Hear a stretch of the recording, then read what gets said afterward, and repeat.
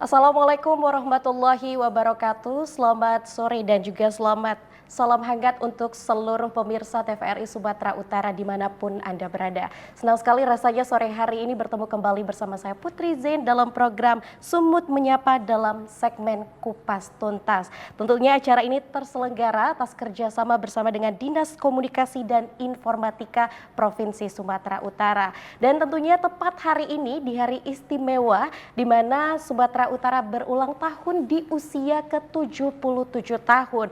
Bukan usia yang muda, namun banyak sekali perkembangan dan juga pembangunan yang sudah berhasil Sumatera Utara bangun, tentunya dengan pemimpin-pemimpin yang luar biasa. Dan tentunya pemirsa di sore hari ini kita akan membahas, yaitu tema kita menjawab tantangan Sumatera Utara di usia ke-77 tahun dengan semangat kolaborasi Sumut Berkah. Seperti apa program kolaborasi Sumut Berkah yang akan dicanangkan Gubernur terpilih untuk saat ini? Untuk itu kita menyapa terlebih dahulu, sudah hadir kedua narasumber kita. Ada Dr. Andus Basarin Yunus Tanjung MSI, ini perwakilan dari Gubernur Sumatera Utara selaku Asisten Pemerintahan dan Kesejahteraan Rakyat. Selamat sore Pak. Selamat sore Ibu Putri. Apa kabar hari ini Pak? Baik, Bu, baik. Baik. Pak, boleh ceritakan sedikit mungkin agenda tadi pagi Pak, apa yang dilakukan untuk menyambut hari ulang tahun ke-77 Provinsi Sumatera Utara ini Pak? Ya, terima kasih Ibu Putri. Selamat sore para pemirsa TVRI yang kami hormati. Hari ini pemerintah Provinsi Sumatera Utara merayakan hari ulang tahun yang ke-77. Rangkaian acara sudah dilakukan mulai dari kemarin di RRI, juga dialog kita. Tadi pagi kita melakukan ziarah makam di Taman Makam Pahlawan, dihadiri langsung oleh Pak Gubernur ya, dan Forkopimda. Selanjutnya tadi jam 10 kita melakukan rapat paripurna di DPRD, dan hari ini kita bersama-sama di TVRI melakukan dialog untuk interaksi di sini bagaimana menjelaskan perkembangan pemerintahan Provinsi Sumatera Utara. Baik, berarti sudah ada acara seremonial yang dilakukan dari tadi Ya, pagi. sudah, Bu, sudah. Dan selanjutnya pemirsa juga sudah hadir bersama kita ini selaku Gubernur ke-17, Dr. Insinyur Haji Tengku Eri Nuradi MSI. Assalamualaikum Pak Eri. Waalaikumsalam Putri. Apa kabar Pak? Baik, alhamdulillah. Baik, bagaimana Pak perasaan hari ini pernah memimpin Sumatera Utara dan hari ini berulang tahun ke-77 tahun? Ya, tentu kita semua bersyukur masyarakat Sumatera Utara karena provinsi kita hari ini berulang tahun yang ke-77. Itu kita harapkan Provinsi Sumatera Utara akan terus bertambah maju dari hari ke hari. Baik, memang banyak sekali yang ingin dicapai ya Pak untuk Sumatera Ya, Utara, ya. apalagi melihat dengan gubernur terpilih saat ini. Ya. Kita ke Pak Basarin terlebih dahulu, ini Ya. selaku Asisten Pemerintahan dan juga Kesejahteraan Masyarakat. Pak, untuk menjawab tantangan Sumut di usia yang tidak lagi muda, yaitu ke-77 tahun dengan tagline kolaborasi Sumut Berkah, ini kan pasti banyak ya Pak program yang ingin dibawa Pak Gubernur untuk Sumatera Utara yang lebih berkah lagi. Mungkin menurut Bapak jika kita flashback atau refleksi ke belakang ya Pak, apa sih sebenarnya yang sudah dilakukan Pak sejauh ini, baik terkait dengan pembangunan, infrastruktur, pendidikan, dan lain sebagainya, seperti apa Bapak melihat? Ya, baik Bu Putri. Ya, hari ini kita merayakan ke-77 hari jadi Provinsi Sumatera Utara. Tentunya ini dihitung dari 15 April 1948 ya. Kalau kita flashback lagi ya, sebenarnya Sumatera ini atau Sumatera Utara ini yang dulunya itu Sumatera berkedudukan di Medan ya, diawali tahun 1945. Undang-Undang nomor 1 tahun 1945 itu menetapkan Medan sebagai ibu kota Provinsi Sumatera ya kan. Kemudian di tahun 48 semua berkembang, Sumatera Selatan menjadi provinsi, Sumatera Tengah menjadi provinsi, tinggal Sumatera Utara bersama dengan Aceh ya. Kemudian di tahun 56 Aceh mekar, tinggal jadi Sumatera Utara yang terdiri dari Sumatera Timur dan Tapanuli ya. Perkembangan selanjutnya pada awal kemerdekaan atau awal berdirinya Sumatera Utara itu hanya 17 kabupaten kota. Sekarang sudah menjadi 25 kabupaten, 8 kota. Penduduknya juga sekarang sudah 15.400.000. Tentunya itu menjadi satu tantangan bagi kita ya.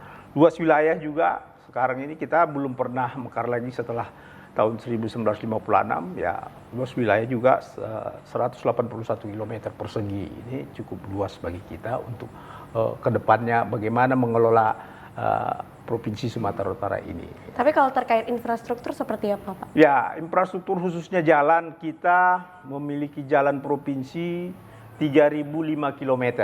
3.005 km ini itu menjadi kewenangan provinsi yang terbentang mulai dari utara sampai ke selatan, ya. Dalam kondisi sekarang ini kurang lebih 60% kondisinya mantap.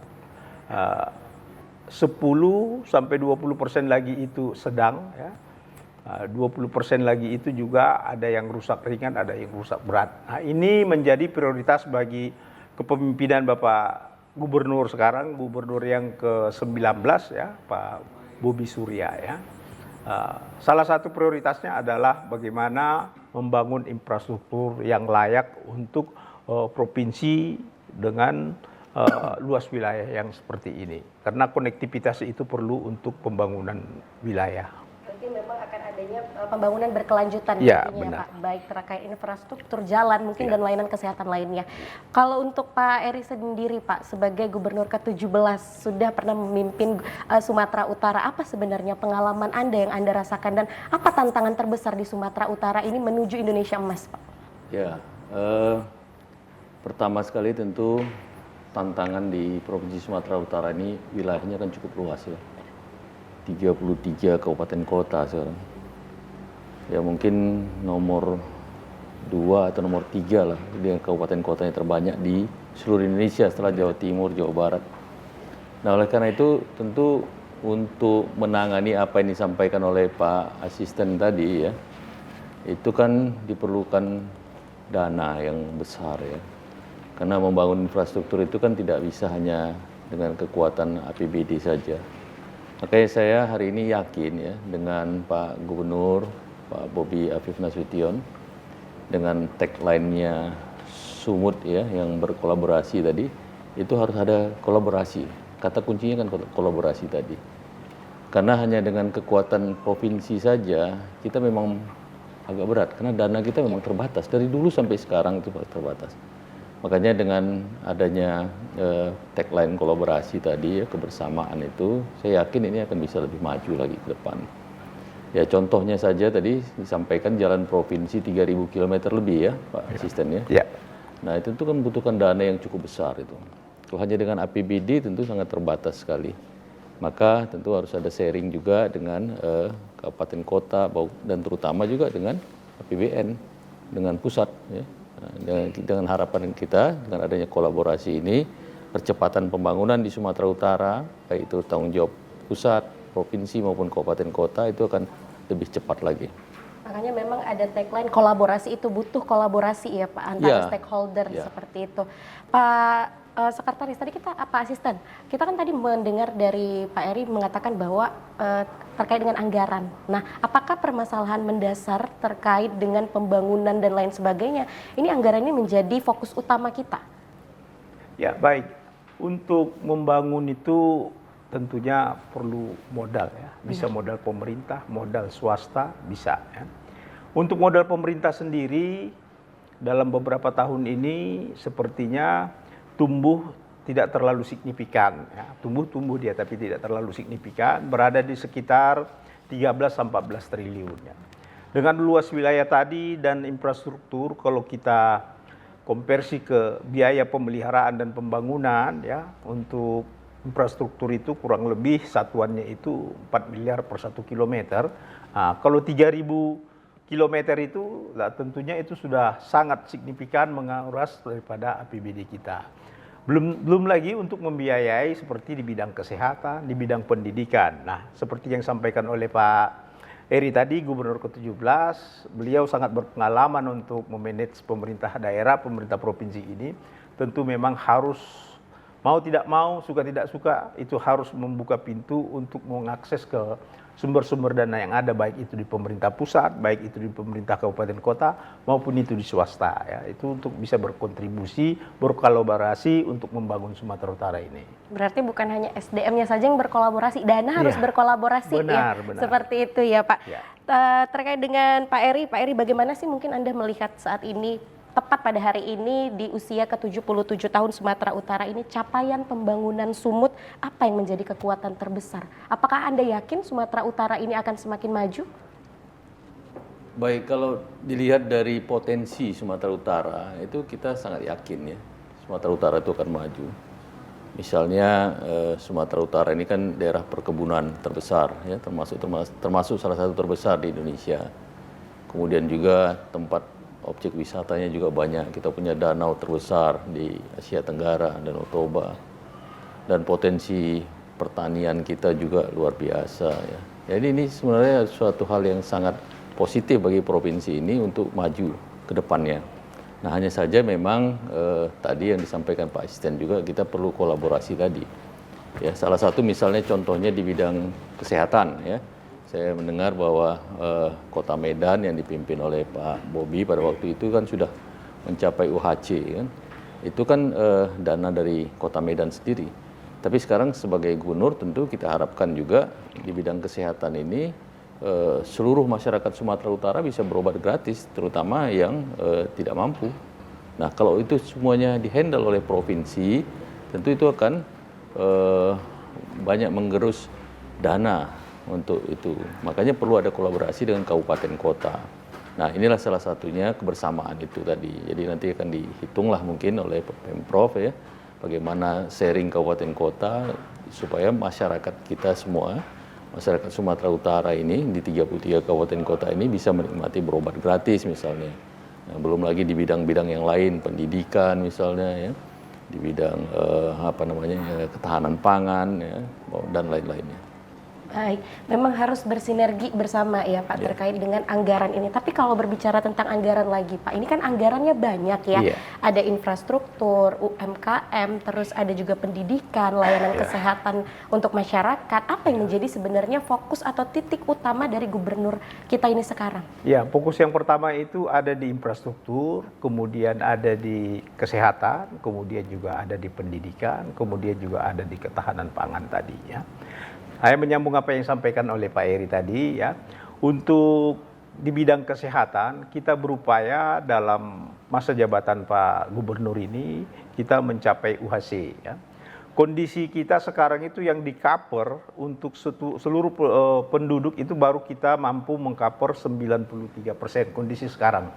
Artinya yang UHC sekarang itu baru 20 kabupaten, artinya ada 13 lagi yang harus kita kejar ya. Nah, porsinya sekarang sudah dirumuskan, sudah dibuat MOU, apa yang disarankan oleh Pak Eri tadi, sudah kita rumuskan bersama dengan kabupaten kota. Ya. 80% penduduk kabupaten kota itu dibiayai oleh kabupaten nanti untuk membayar PBI-nya ke BPJS. Ya. 20% lagi itu dibayar oleh pemerintah provinsi ke BPJS, sehingga nanti di dalam proses perkembangannya ke depan kita berharap yang 13 daerah lagi yang belum memenuhi 98% di-cover oleh PBI ya, itu bisa kita capai nanti. Itulah salah satu makna daripada kolaborasi tadi ya.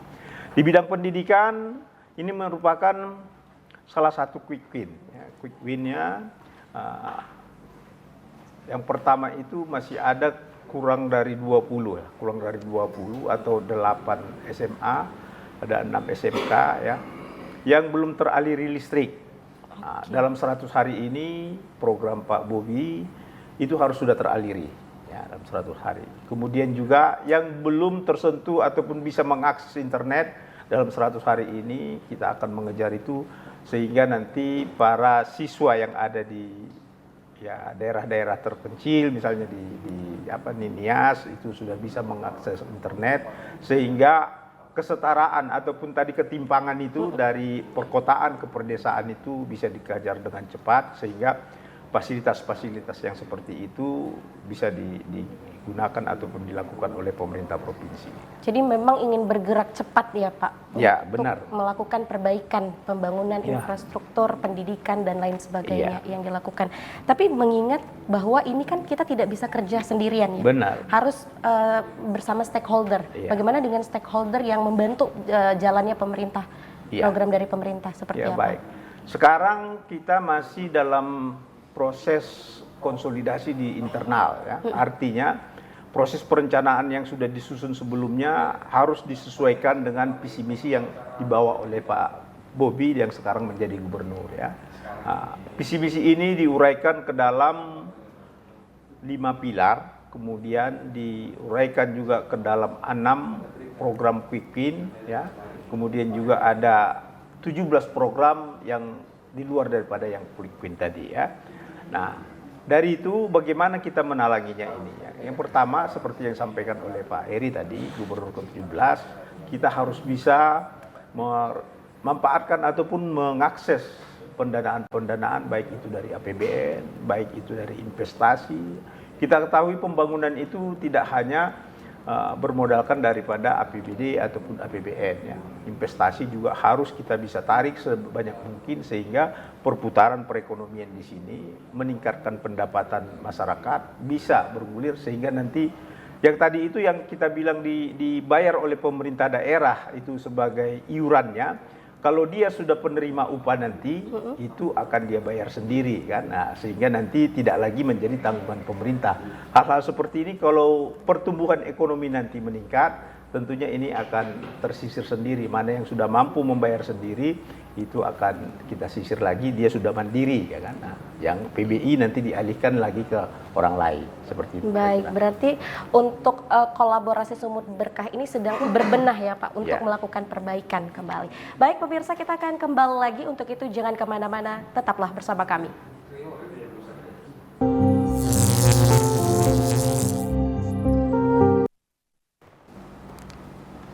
Baik, tentunya pemirsa Anda kembali menyaksikan Sumut Menyapa edisi Kupas Tuntas, di mana acara ini terselenggara atas kerjasama bersama dengan Dinas Komunikasi dan Informatika Provinsi Sumatera Utara.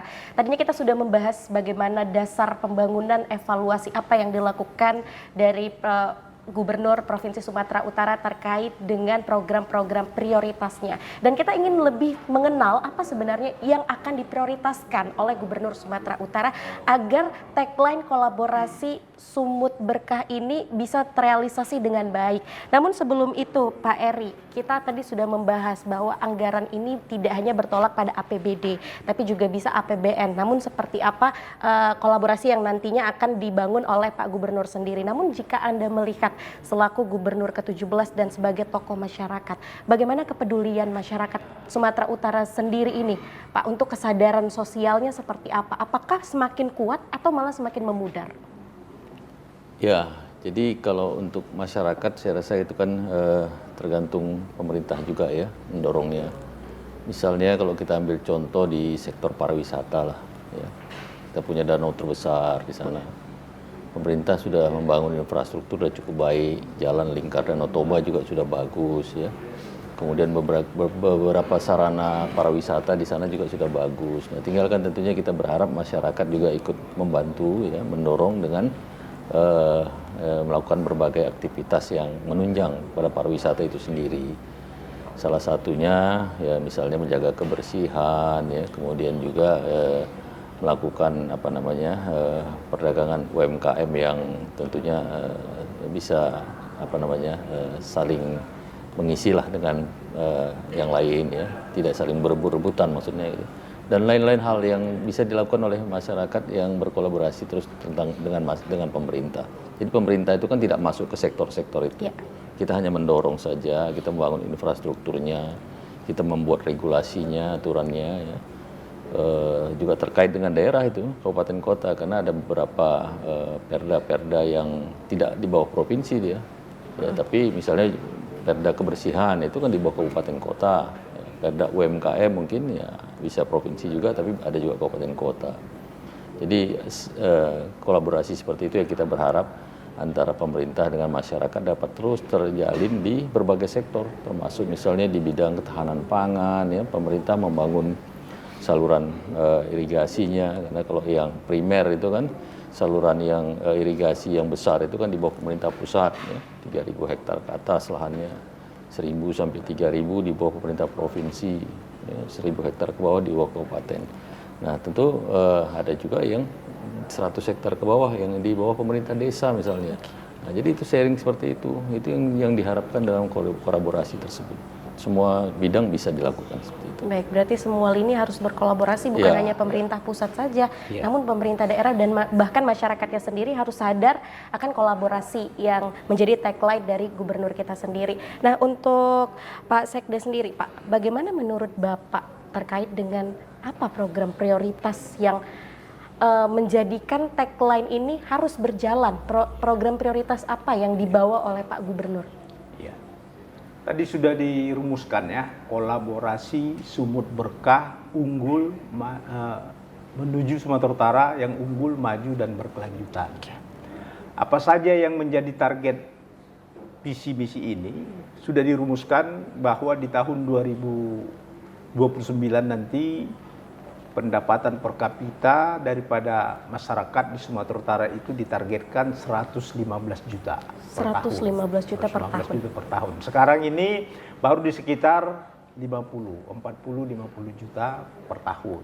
Artinya kita berharap di akhir masa periode ini nanti bisa mencapai 115 juta per tahun. Ada juga satu kabupaten yang sudah mencapai kurang lebih 100, tapi itu baru karena itu hanya satu kabupaten.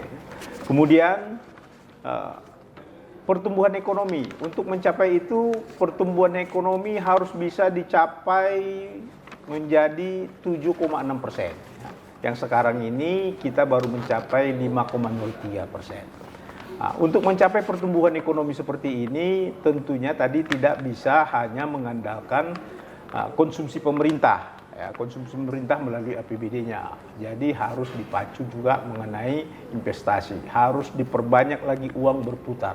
Harus ditingkatkan lagi nilai tambah. Seperti misalnya yang digagas oleh pemerintah pusat, bagaimana kita membuat hilirisasi misalnya. Kan artinya semakin banyak perputaran barang itu di satu daerah, menjadikan itu nilai tambah yang berputar di masyarakat sehingga itu dicatat sebagai pertumbuhan dan pertambahan nilai terhadap satu produk. Ya. Sekarang ini kita menuju daerah industri, ya. Artinya kontribusi industri ke PDRB kita itu sudah 19-21%. Ya. Selain daripada pertanian juga masih unggul di antara 20% juga. Ya. Nah, kita menuju industri. Ya.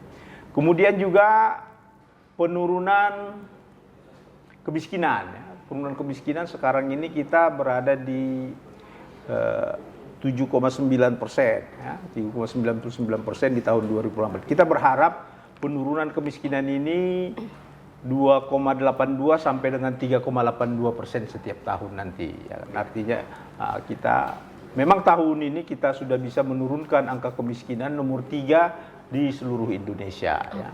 Nah, dari rumusan itu tadi ada 6 dari rumusan visi misi tadi ada 6 quick win daripada Pak Gubernur, kemudian ada 17 daripada program prioritas beliau. Antara lain itu ada pendidikan, pemberdayaan perempuan, kemudian layanan kesehatan, kemudian pemberantasan kemiskinan, penguatan stabilitas ekonomi, pengembangan ekonomi hijau, dan seterusnya, terciptanya kehidupan yang lebih aman dan tertib. Artinya sekarang ini banyak hal-hal juga yang minus di kita ini, seperti misalnya peredaran narkoba, tingkat ketentraman ketertiban masyarakat juga sekarang sangat itu. Nah, itu menjadi prioritas Pak Gubernur juga untuk bisa menanggulanginya sehingga kita keluar dari zona yang merah ini. Itu merupakan prioritas beliau juga. Baik, jadi memang banyak yang harus dibenahi di Sumatera Utara ini ya. Banyak. Terkait dengan bahkan semua lini harus bekerja keras untuk bagaimana agar memang yang ingin dicapai oleh Pak Gubernur itu terrealisasi ya untuk Sumatera Utara berkelanjutan. Nah, kalau berbicara tentang Sumatera Utara berkelanjutan, Pak Eri, menurut Bapak sudah berpengalaman memimpin Sumatera Utara dan sekarang menjadi tokoh masyarakat. Apa yang harus diperkuat untuk pemerintah Sumatera Utara ini agar bisa sumut berkelanjutan itu memang terrealisasi dengan baik? Ya, baik Putri. Jadi kalau kita bicara berkelanjutan itu kita bicara zaman now, zaman hari ini. Iya, benar. Ya. Zamannya Putri lah ini ya. Ini kan sekarang zaman digitalisasi ya.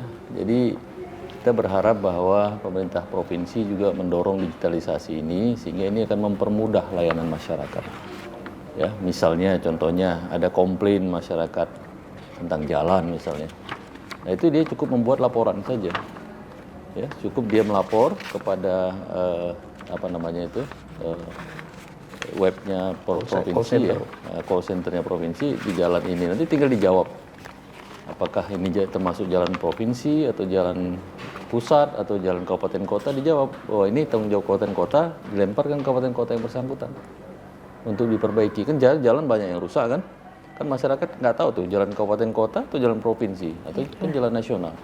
Nah, dia tinggal bikin laporan mungkin dengan koordinat yang ada ya, dilaporkan ke dulu ada sumut dulu itu, yang tempat call center itu. Iya. Ya. Nah, itu dilaporkan ke situ dan di situ diolah. Kalau dia masuk dia jalan tanggung jawab provinsi, nah ini provinsi ke dinas mana lagi? Dinas PU, Bina Marga, lamparkan ini ada keluhan masyarakat masalah jalan yang jadi tanggung jawab kita. Kalau ini ternyata bukan tanggung jawab provinsi, ke kabupaten kota kita teruskan. Nah, demikian juga di bidang-bidang lain.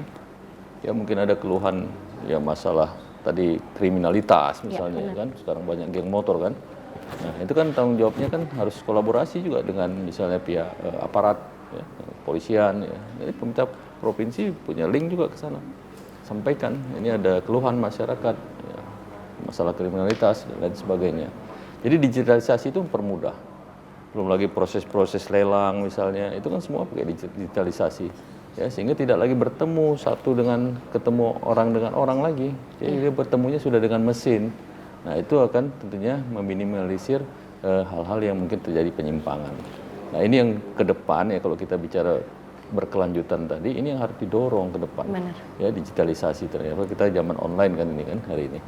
Ya. Harus sudah bisa melek teknologi gitu. Ya. Iya Pak ya, mungkin orang yang ngerasa, aduh aku udah nggak bisa lagi belajar, tapi memang sudah harus gitu ya Pak.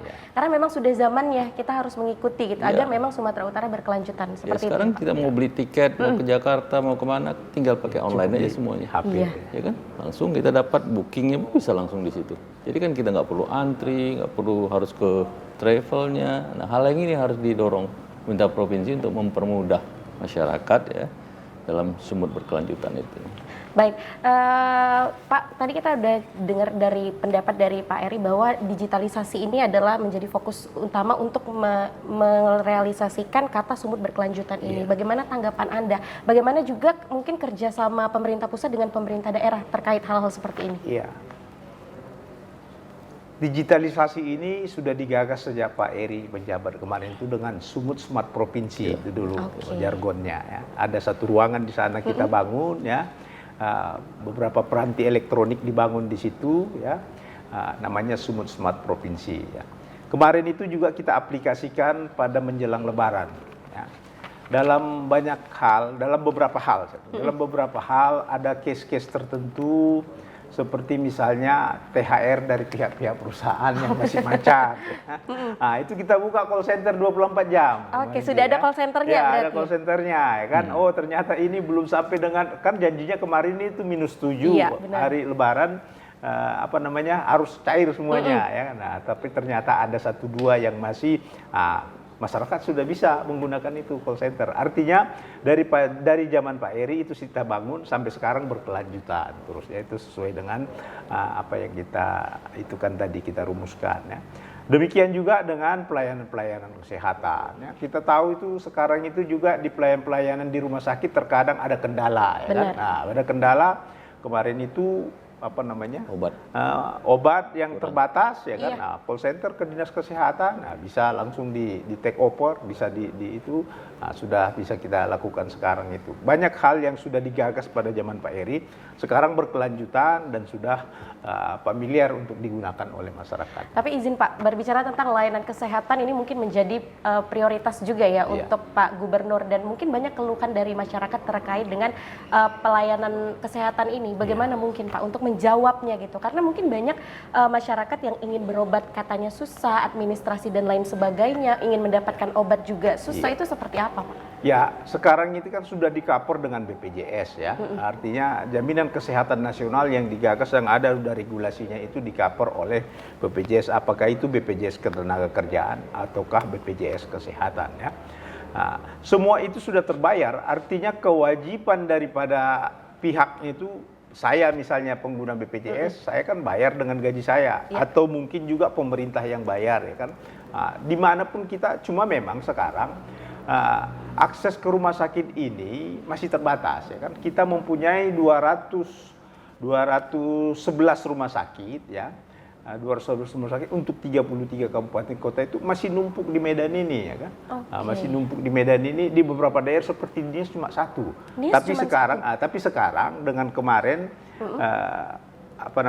akses Pak Bobi ke pusat ya sudah dicanangkan 2 rumah sakit akan ditambah di Nias, Nias Barat dan Nias Utara ya, sehingga bertambahlah mungkin orang dari Nias tidak perlu lagi ke Medan, nanti akan diobati di sana. Terus akan berkembang lagi nanti itu. Akan pembangunan rumah sakit ini tentu itu yang menjadi harus kita utamakan ya. Ketersediaan kamar itu belum sebanding dengan banyaknya pasien itu barangkali yang harus orang berlama-lama lebih dari 12 jam orang di UGD itu tidak normal ya. Karena memang keterbatasan daripada ruang rawat inapnya itu. Jadi itu juga yang menjadi fokus fasilitas kesehatan ya Pak? Ya, mungkin di desa-desa terpencil yang mungkin susah harus ke kota dulu, kan betul. itu menyulitkan ya Pak, menyulitkan masyarakat. Dan Pak Eri, menurut pendapat Pak Eri, kita sudah mendengarkan bahwa ada program-program prioritas dari kolaborasi Sumut Berkah ini. Menurut pendapat Bapak sebagai seorang tokoh masyarakat, apa mungkin kepemimpinan yang baru ini dengan semangat kolaborasi Sumut Berkah ini menjadi sebuah solusi atas jawaban dan keresahan kita selama ini? Saya yakin itu ya, kalau melihat Pak Bobi selama menjadi wali kota saja kita lihat itu ya. Beliau kan hanya 4 tahun nih jadi wali kota ya. Itu banyak sekali pembangunan. Saya catat paling nggak lebih dari 10 lah yang boleh dikatakan cukup besar lah ya. Kita lihat Lapangan Merdeka, Kebun Bunga, Stadion Teladan yang tinggal dari sisi APBN yang belum selesai. Kemudian juga ada jalan underpass di Serdang sama di satu lagi itu Jalan Binjai ya. Dan kemudian ada mobil listrik dan lain sebagainya. Ini kita harapkan hal seperti ini bisa ditarik ke provinsi, tapi tentu yang menjadi tupoksinya provinsi. Nah, paling tidak tadi kesehatan, kita harapkan kesehatan ini bisa gratis berobat untuk seluruh masyarakat Sumatera Utara, tentunya dengan sharing atau kolaborasi dengan kabupaten kota. Pendidikan misalnya, kalau provinsi tanggung jawabnya di bidang SMA atau SMK, ya nanti mungkin sharingnya dengan kabupaten kota bagaimana. Kalau memang bisa juga gratis kan lebih bagus, apalagi bidang pendidikan kan ada dana BOS ya kan. Dana BOS itu kan sudah cukup membantu sebenarnya. Nah, tinggal kalau pembangunan infrastrukturnya bisa melalui KPU-an. Nah, demikian juga ketahanan pangan juga sangat penting. Dan yang paling penting tadi sebenarnya yang saya sampaikan adalah bagaimana mendorong digitalisasi tadi untuk mempermudah pelayanan publik ini. Karena nggak mungkin satu-satu harus ke kantor, satu-satu harus ngurus ya kan, waktunya habis. Tadi kan bicara masalah kesehatan misalnya. Coba dibikin sistemnya yang mau berobat ke rumah sakit itu cukup dari rumah saja mencari nomor antrinya. Ya. Nah, sehingga dia tahu di nomor antri jam berapa dia harus datang. Nggak perlu harus dari pagi sampai sore dia nunggu di situ. Dia tahu dia nomor antrinya katakanlah nomor 30 atau nomor 40, berarti datangnya harus jam 3 atau jam 4 sore, ya dia datang aja jam 3 sore. Nggak perlu dari jam 9 pagi. Nah, jadi hal-hal seperti itu yang harus didorong. Digitalisasi ini sangat mempermudah. Kalau kita lihat negara-negara maju dimanapun di dunia ini kan semuanya karena digitalisasi itu, sehingga mempermudah urusan-urusan itu semua. Tidak lagi berhadapan orang dengan orang ya, yang bisa menimbulkan hal-hal yang mungkin biasalah kalau udah ketemu kan itu macam-macam bisa terjadi kan. Nah, oleh karena itu ini yang harus saya harapkan didorong ya, dan saya lihat itu masuk salah satu program prioritas dari Pak Bobi Surya. Berarti memang sudah yakin ya Pak, kalau misalnya sumut berkelanjutan ini akan terrealisasi dengan baik dengan program-program kolaborasi sumut berkah ini. Namun Pak, untuk melihat sendiri bagaimana kolaborasi antar pemangku kepentingan daerah sendiri menurut Pak Eri, apakah sudah selaras dengan maunya ataupun programnya gubernur kita? Bagaimana Pak? Ya harusnya seperti itu, ya karena tidak bisa kita jalan sendiri-sendiri, kan sudah disampaikan bahwa visi misi itu juga kan visi misi nasional harus disukseskan. Jadi semuanya juga harus sama, harus selaras. Jadi nggak boleh satu ke kanan, satu ke kiri. Ya. Apa yang menjadi visi utama kita? Ya itu kita harus sukseskan semuanya. Jadi pemangku kepentingan yang lain juga harus menyesuaikannya. Baik, jadi memang berkolaborasi ini bukan hanya Pak Gubernur saja ya Pak, tapi memang butuh yang lain, bahkan hingga ke lini masyarakat sendiri gitu ya Pak. Nah Pak, mungkin apa sebenarnya tantangan terbesar untuk menjalankan si program prioritas dari Pak Bobi ini? Ya, tantangan terbesar itu ya tantangan global ada. Ya, kita kondisi sekarang kebijakan ekonomi luar negeri juga sekarang kan lagi lagi banyak intervensi daripada negara-negara maju kan. Nah, kita lihat di beberapa tahun yang lalu konflik Rusia Ukraina itu mengganggu rantai pasok untuk distribusi logistik, ya kan. Nah, sekarang ini antara negara-negara adidaya itu juga mempengaruhi terhadap ekspor kita, ya kan. Itu dari segi global. Segi regional kita saat ini kita tahu barang dari Cina itu bisa hanya 2 hari sampai di sini ya kan. Iya, barang kita keluar itu berapa hari, bisa berminggu-minggu. Itu tantangan juga. Artinya kesiapan infrastruktur di pihak regional, kesiapan kita untuk mendukung itu juga harus bisa kita imbangi.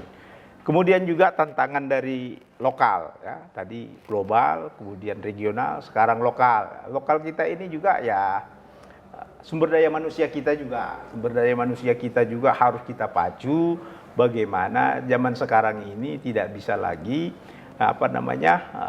memadakan yang ada, ya kan, harus dikejar ya. Rezeki itu tidak hanya turun dari langit gitu, tapi harus kita kejar ya. Seperti itu tantangannya. Tapi kalau ngomongin tentang pertumbuhan ekonomi sendiri Pak di Sumatera Utara, kan tadi Bapak mengatakan bahwa kita ingin menekan angka kemiskinan seperti itu. Bagaimana mungkin Bapak melihat pengangguran sekarang ini banyak sekali? Gimana caranya? Program apa nantinya? Ya, sebenarnya ada persepsi yang berbeda terhadap pengangguran ini ya. Katakan misalnya orang yang sehari-hari dengan medsos ini ya kan, konten kreator itu tidak dihitung sebagai pekerja itu ya kan. Padahal dia produktivitasnya ada ya kan. Nah, sebenarnya orang bekerja dalam 1 jam 1 hari, dalam 2 jam 1 hari, sampai dengan dalam 8 jam 1 hari kan itu kan. Kalau konten kreator itu kan lebih bebas ya kan. Nah itu juga salah satu faktor kita menghitung bagaimana tingkat pengangguran ini. Ya, orang berproduksi 1 jam kalau bisa menghasilkan gaji 100-200 ribu, 1 jam dia bekerja gaji 200 ribu kan lumayan juga. Dibanding gaji tukang mungkin 1 hari dia bekerja menghasilkan 100 sampai 150 ribu kan, seperti itu. Nah, kemudian juga tingkat pengangguran ini memang keselarasan antara dunia pendidikan dengan dunia industri. Apakah dunia industri itu sudah selaras dengan program pendidikan, itu juga menjadi tantangan kita nanti untuk membenahi sumber daya manusia kita ini. Benar sekali. Jadi memang bukan hanya upaya yang dilakukan dari pemerintah saja pemirsa, tapi juga pola pikir dari masyarakatnya ya Pak ya. Karena sekarang pun kita melihat bahwa sudah banyak fasilitas yang dinaungi oleh pemerintah daerah, pusat untuk bagaimana caranya masyarakat ini terus berbenah ke arah yang lebih maju lagi. Pak Eri, mungkin jika melihat sistem birokrasi di zaman Anda atau zaman saat ini, apa yang harus diperbaiki Pak untuk menjadi sumut yang berkelanjutan ini? Kalau dilihat dari birokrasi ya itu memang perlu ada reformasi lah ya. Artinya memang itu sudah dari dulu dilakukan ya. Nah hari ini tadi saya sudah sampaikan zaman kan sudah berubah ya. Zaman digitalisasi itu yang harus didorong. Jadi birokrasi itu kita harapkan semuanya harus paham dengan teknologi. Jadi jangan lagi dengan pola-pola waktu zaman sebelum digitalisasi ini ada, ya kan? Jadi kalau bisa dipermudah ya permudah semuanya. Ya, semuanya harus punya program di kesehatan apa programnya, di PU apa programnya, dengan mempermudah urusan tadi, ya terutama di bidang perizinan, pendidikan dan lain sebagainya tadi, sehingga birokrasi kita akan lebih baik lagi ke depan. Dan saya yakin itu ya, melihat Pak Gubernur kita sekarang ini yang masih muda dan energik ya, dan punya pengalaman pula lagi sebagai wali kota, dan Pak Wakil juga pernah jadi bupati juga ya, saya yakin itu bisa dibenahi. Baik, untuk Pak Basarin, sistem birokrasi seperti apa nih Pak yang sudah Bapak rasakan di masa kepemimpinan Pak Bobi? Ya. Kalau dulu birokrasi itu dibangun dari meja ke meja ya kan, harus datang orangnya langsung, harus berkasnya lengkap. Sekarang dengan klik satu poin aja, misalnya kita dengan sistem SOS ya kan, nah itu tinggal upload mana yang diperlukan, KTP kah, akte pendirian perusahaan kah, izin-izin lainnya, HO-nya kan. Kalau sudah ada, upload aja di SOS, sudah bisa terbit itu izin berusaha itu dari kementerian ya kan. Demikian juga dengan sistem satu pintu kita di sini. Prinsipnya sekarang ini seperti yang sampaikan Pak Eri tadi, itu sudah digital semuanya kan. Kita sekarang ini atas penilaian daripada pusat ya, bahwa kita sistem pemerintahan berbasis elektronik SPBE kita sudah sangat baik. Artinya dalam penilaian pemerintah pusat kita dalam kategori sangat baik SPBE kita. Oke, jadi memang terus berbenah. Baiklah pemirsa, jangan kemana-mana, kita akan kembali. Untuk itu tetaplah bersama kami.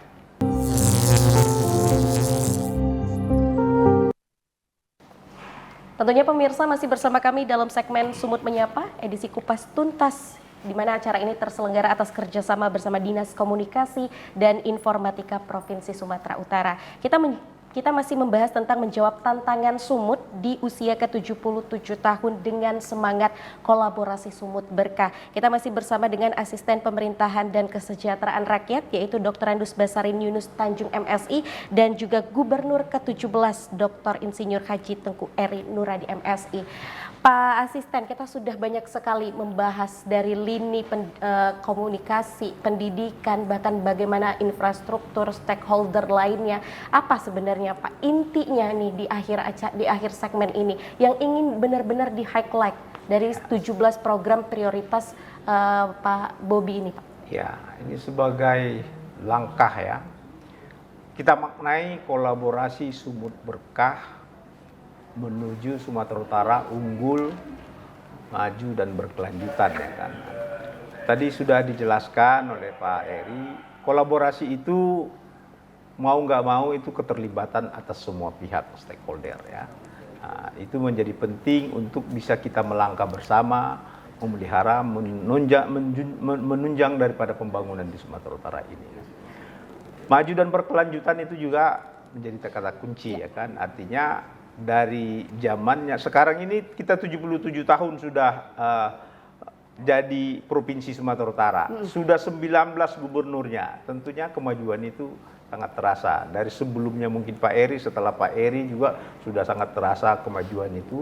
Dan mau tidak mau itu menjadi tuntutan zaman ya kan. Nah, kesempatan itu kata orang tidak datang dua kali. Benar. Ya kan. Kalau kita ketinggalan dalam kesempatan ini, kita mungkin akan mengejar ya.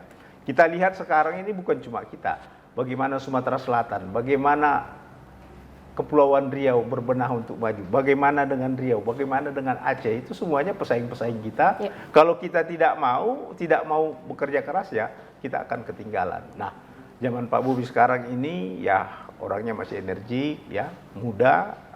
Kalau istilah sekarang satset gitu kan. Satset ya. Gitu, ya. Cepat tanggap, responsif ya kan. Nah, itu semuanya menjadi harapan beliau untuk kepemimpinan beliau di masa beliau nanti jadi gubernur. Benar sekali, karena memang perlu pemimpin yang satset ya Pak ya. Ada keluhan langsung diberantas seperti itu ya Pak. Dan memang kita berharap semoga dari prioritas ke-17 ini ya adalah yang memang benar-benar selesai gitu ya Pak. Sampai nantinya akhir di kepemimpinan Pak Bobi ini gitu, seperti itu. Pak Eri, jika Anda mungkin boleh menyampaikan pesan nih untuk kepada seluruh masyarakat ini, apa yang ingin Anda tekankan agar di usia ke-77 tahun Sumatera Utara yang tidak lagi muda, pasti banyak sekali kita ingin perbaikan untuk ke arah yang lebih baik. Seperti apa Pak Eri?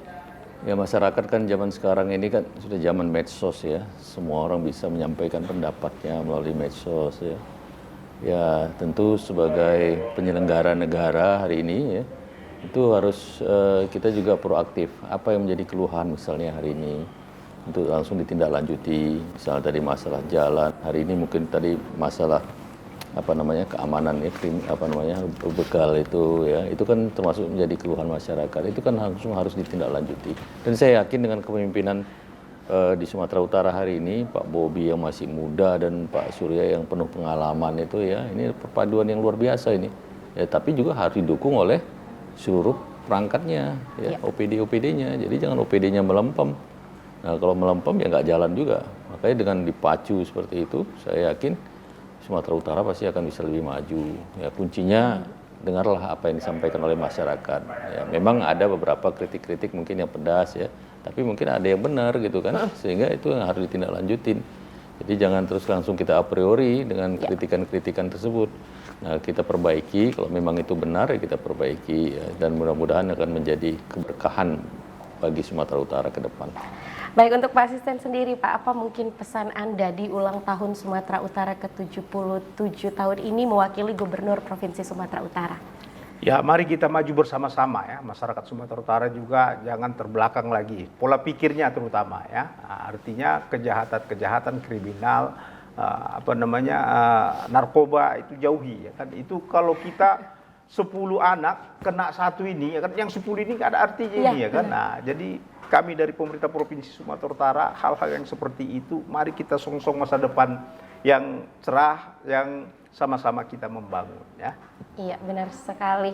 Luar biasa sekali perbincangan kita pemirsa terkait dengan menjawab tantangan Sumut di usia ke-77 tahun dengan semangat kolaborasi Sumut Berkah. Kita juga berharap ya Pak Putri juga sebagai masyarakat menginginkan apa yang tadinya sudah Bapak sampaikan ini bisa terrealisasi dengan baik, dan mungkin untuk angka kemiskinan memang benar-benar bisa ditekan ya Pak, untuk pengangguran juga bisa diatasi, masalah kesehatan juga layanan-layanan lainnya, pendidikan ini juga makin ditingkatkan seperti itu, apalagi kalau infrastruktur. Kalau infrastruktur nggak usah diragukan ya Pak ya, sudah langsung bisa dilihat ya Pak Eri ya langsung.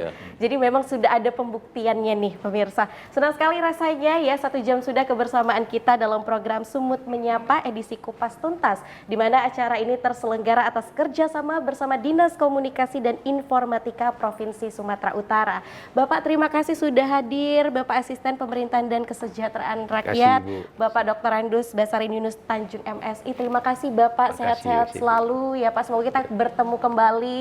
Dan terima kasih juga kami ucapkan kepada Gubernur ke-17, Dr. Insinyur Haji Tengku Eri Nuradi MSI. Sehat-sehat Bapak, karena kita masih butuh ide-ide lagi ya Pak, inovasi-inovasi dari Pak Eri Nuradi. Pemirsa, terima kasih Anda sudah membersamai kita ya. Terima kasih juga sudah menyaksikan TVRI Sumatera Utara. Kita tahu bahwa sejak ditetapkan menjadi sebuah provinsi, ya Sumatera Utara ini telah menjadi provinsi yang terbesar, yang besar. Sumut ini telah menjadi provinsi terbesar keempat di Indonesia.